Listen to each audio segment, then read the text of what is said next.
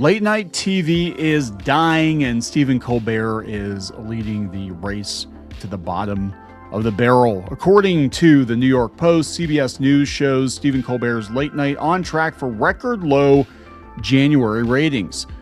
CBS Late Night with Stephen Colbert is on track to turn its worst performing January ever among viewers in the 25 to 50-year-old demo, averaging just 285,000 people. Only 285,000 people are watching Late Night with Colbert.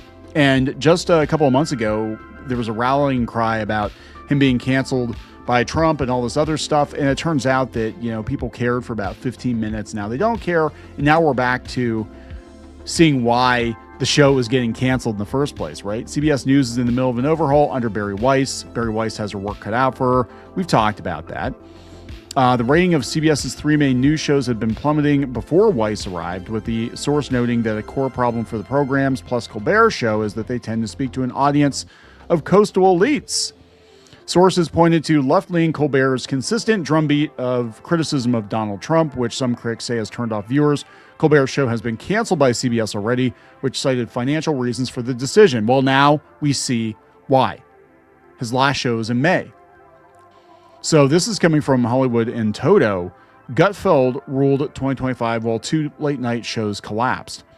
Of course, the most successful late night show of all time was The Tonight Show with Johnny Carson. They said it set the gold standard, had innovation, had humor, show business legends on parade, self-deprecation, and zero political lectures.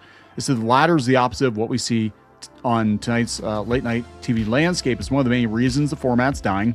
Even Jimmy Kimmel, a veteran of the late night wars, admits the business model no longer works and late night programs are on borrowed time. Enter the left-leaning lateniter.com. The site just shared the final ratings results for the last 12 months. The numbers are both instructive and devastating to the industry.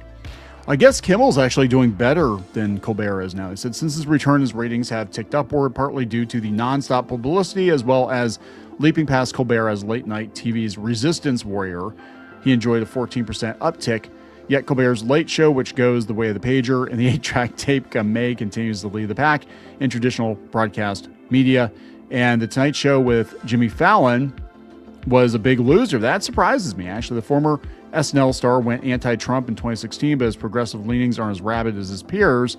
That means far-left viewers who need their political fix turn to Kimmel or Colbert. I think a lot of these guys are going to wind up going to podcasting. That's what I think is going to happen. What do you guys think? Is this the end? The end of late night?